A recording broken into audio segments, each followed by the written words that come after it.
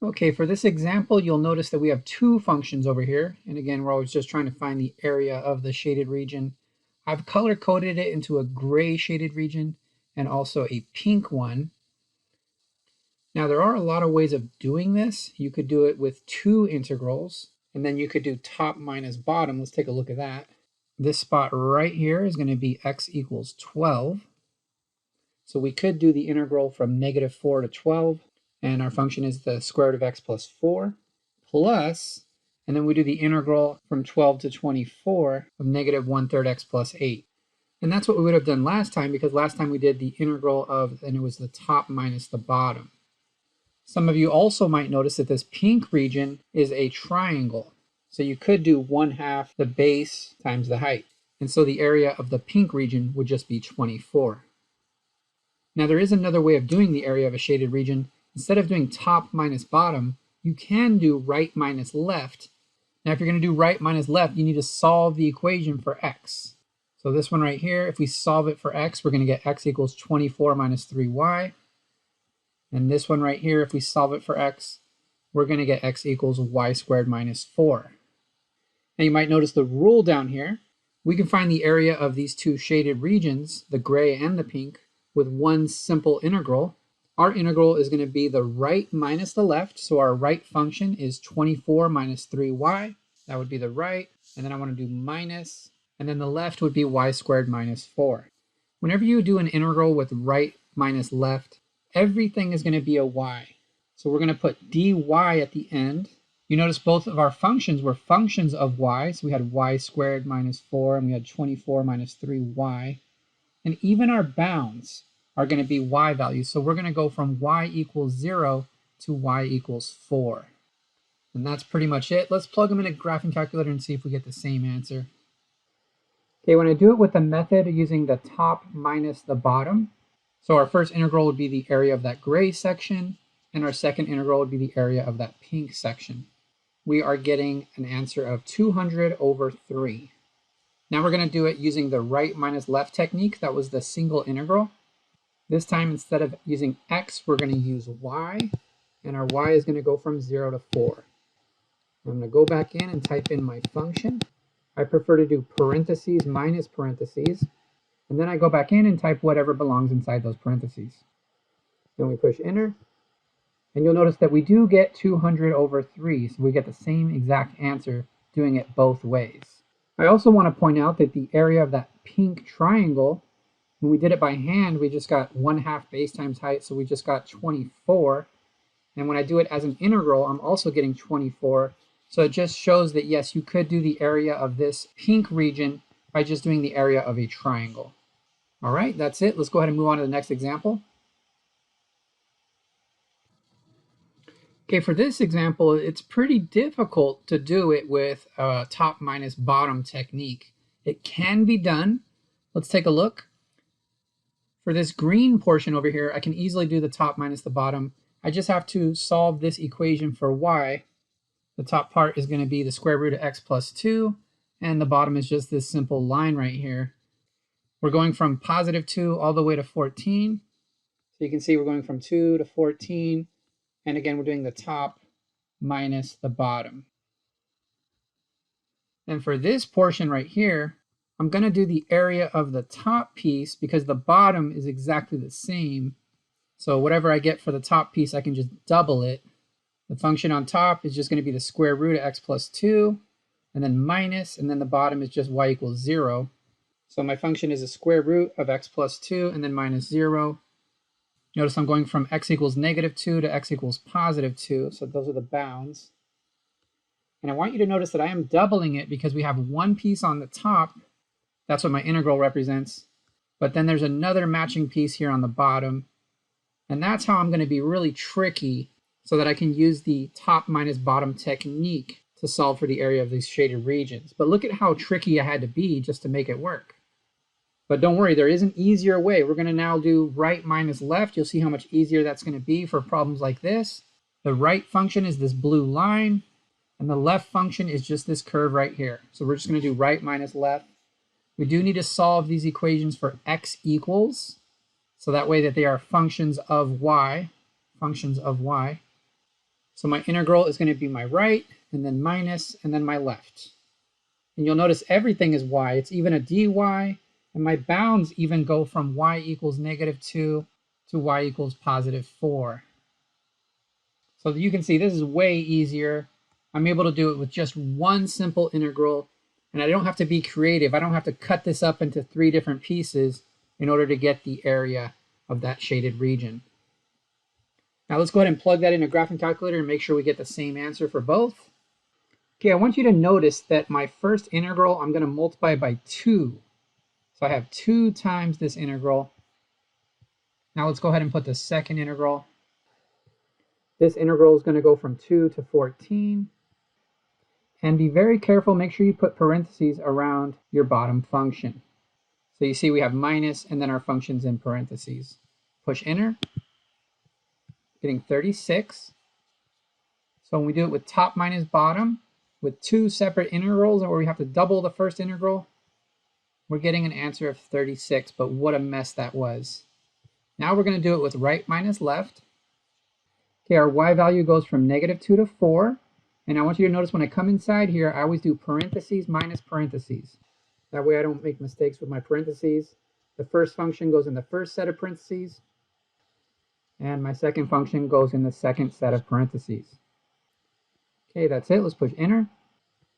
And we are getting the same final answer. But look how much easier it is to do it with just one single integral. So this is the technique where you do right minus left. Okay, for this example, we have region Q. So region Q is this green region right here. We have region R. So region R is this smaller region over here. And then we have region S. So region S is this region over here. The first question asks us, what is the total area? So it tells you the area of each piece. It is written as a constant. So the area of the first one is A. So region Q has an area of A. Region R has an area of B, so the area of this is B, it's just a constant. And the area of region S is just C, so that's the area of this region over here.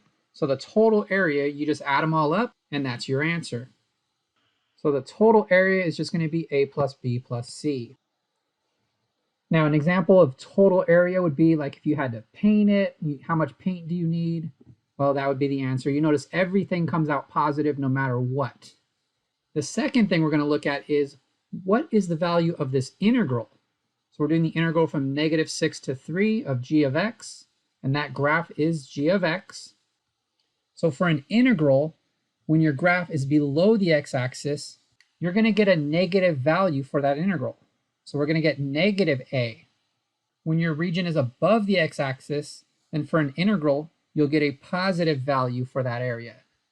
And as you can see, our last region here, region S, is below the x-axis. And so that's the reason why an integral would give us a negative value for that area of that region. So there's our final answer for the integral from -6 to 3 of g of x. You'll notice that some of those values cancel each other out. So it's not really the area of all 3 of those shaded regions. Now let's go ahead and look at the next example. It's a similar example. What if we assign exact values? How would that be any different? First thing we're going to do is total area. So the area of Q, it says that it's 35, so we're just going to put a 35 here. The area of region R is 5, so we're going to do +5. And the area of region S is going to be 15, so we just say +15. You add them up, and you get 55. So the total area is going to equal 55. So if that was square feet or something like that, we would know exactly how much paint to get if we had to paint all 3 of these regions. Okay, the second one we're going to do is what is the value of this integral here? It's going to be the same as the last example, except now we know the exact number. We're not using A, B, and C. We have 35 for the area of Q, so that region is below the x-axis, so for an integral, we would get -35 for that piece. For region R, the area is +5 because it's above the x-axis, so that's the reason why it's plus. Region S has an area of 15, but our integral is going to give us a -15 for that region. And when we add up all these pieces, we get -45. So that integral is going to give us -45. Okay, we're going to continue on with this kind of example. We're going to try to remember this for our next question, that integral was equal to negative 45. Let's go to the next question. So there we go, we put it in a box. Just remember that integral was negative 45. For this one, they want to know what is the average value of g from negative 6 all the way to 3.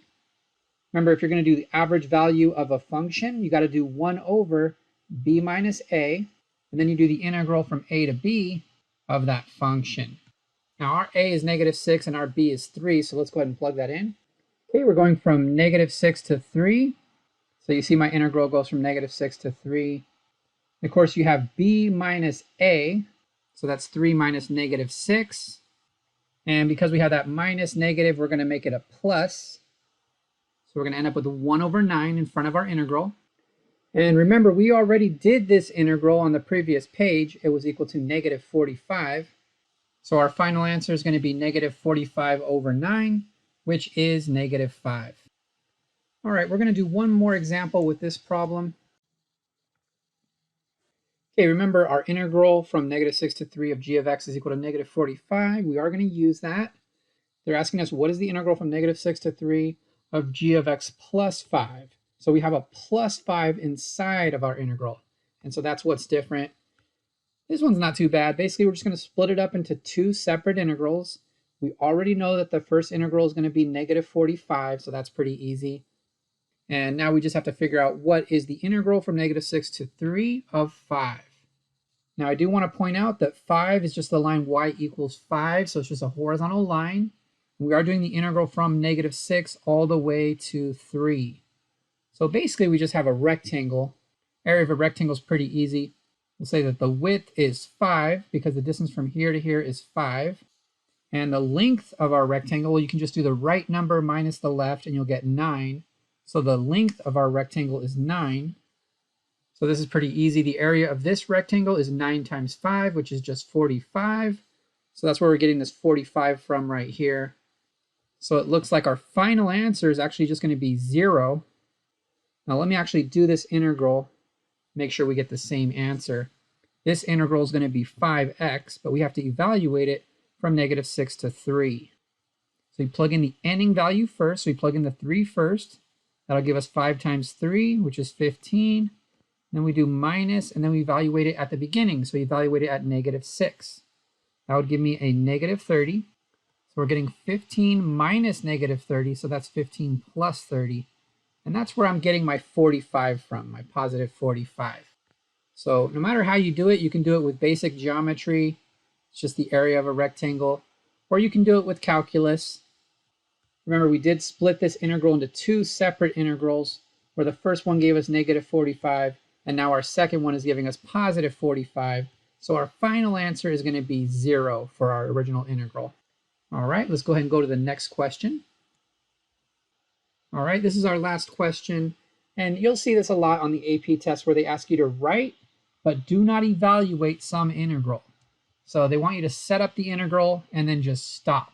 Now the integral that they're looking for is the integral that gives the area of the region consisting of all points above the x-axis and below this curve. So I usually try to draw a picture to figure out what's going on. The way I'm going to draw this is I'm going to factor it first. I'll take out a negative, and then I'll factor the remaining trinomial. This is going to factor into x minus 3 and x plus 2. So the x-intercepts, or the zeros, are going to be positive 3 and negative 2. So you see I have the positive 3 and the negative 2.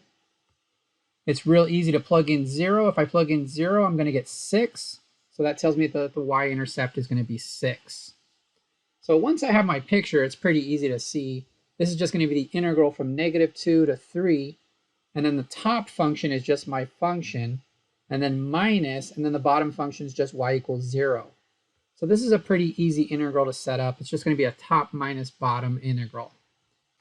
Now I do want to point out that you did have to factor it in order to figure out where the x-intercepts are, because that's where I got my bounds from. My bounds go from negative 2 to 3. So for this example, you do have to factor it. Once you factor it, it's pretty easy. Remember, you're just writing the integral. You do not have to evaluate it. So just make sure you stop right here.